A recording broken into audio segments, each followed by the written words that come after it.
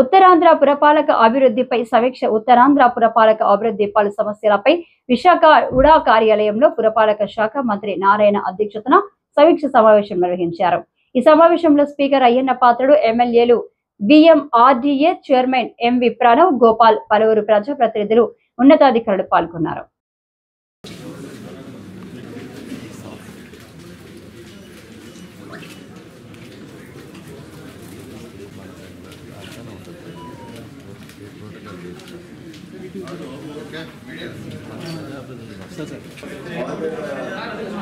Senior officials, MLAs, whips, all officials who have come here.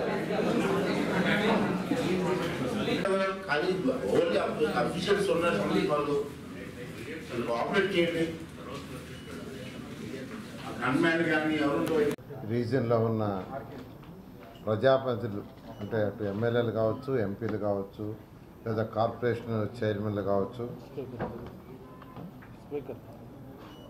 వీరందరితో యాక్చువల్గా ఈరోజు review పెట్టాము. దానికి ఈ యొక్క 3 జిల్లాల కలెక్టర్లు మరియు ఇతర అధికారులు, అటు R&B డిపార్ట్మెంట్ కావచ్చు, నేషనల్ హైవే కావచ్చు, అదేవిధంగా టిట్కో, తర్వాత ఈఎన్సీ అందరూ యాక్చువల్గా పాల్గొన్నారు. అనేక సమస్యలను యాక్చువల్గా చెప్పడం జరిగింది. వాటన్నిటికి కూడా ఎలా సొల్యూషన్ చేయాలి, ఎంత టైంలో చేయాలనేది ఒక దిశానిర్దేశంగా ముందుకు పోవడం జరిగింది. 2014-19లోనే ముఖ్యమంత్రి గారు అప్పుడున్న 13 జిల్లాల్లో ఒక్కొక్క జిల్లాని ఏ యాంగిల్లో డెవలప్ చేస్తామంటూ విశాఖపట్నంని ఫైనాన్షియల్ సిటీగాను, ఐటీ హబ్గా చేస్తామని ఆ రోజు నిర్ణయించడం జరిగింది.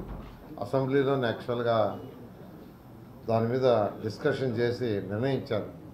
అదే డైరెక్షన్లో ఈరోజు విశాఖపట్నంకి ఈరోజు ముఖ్యమంత్రి గారు ప్రత్యేకమైన శ్రద్ధ చేస్తూ అనేక ప్రాజెక్టులు తీసుకొచ్చి ఇక్కడ స్టార్ట్ చేస్తున్నారు. ఈ నేపథ్యంలో భోగాపురం ఎయిర్పోర్ట్ త్వరలో అది కంప్లీట్ కాబోతుంది. అయితే అది పూర్తయ్యేటప్పటికి అక్కడికి అంటే ఎవరైతే ఫ్లైట్స్కి వాటికి పోతారో యాక్చువల్గా ట్రాఫిక్స్ ఇబ్బంది కాకుండా ఉండటానికి అటు విఎంఆర్డీఏ వాళ్ళు దాదాపు 22 రోడ్డుని ప్లాన్ చేశారు. అందులో 15 రోడ్లు ఇమీడియట్గా టేకప్ చేయాలని యాక్చువల్గా దానికి సంబంధించిన టెండర్లు ఆ ప్రాసెస్ చేస్తున్నారు. అవన్నీ కూడా త్వరలో వర్క్స్ స్టార్ట్ అవుతాయి. దానికి సంబంధించి కన్సల్టెంట్స్ అందరినీ పిలిచి కంప్లీట్ చేశారు.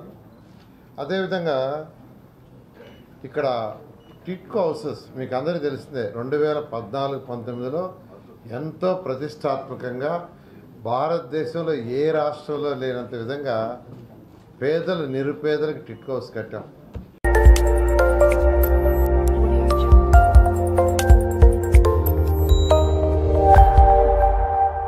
Audio Jungle.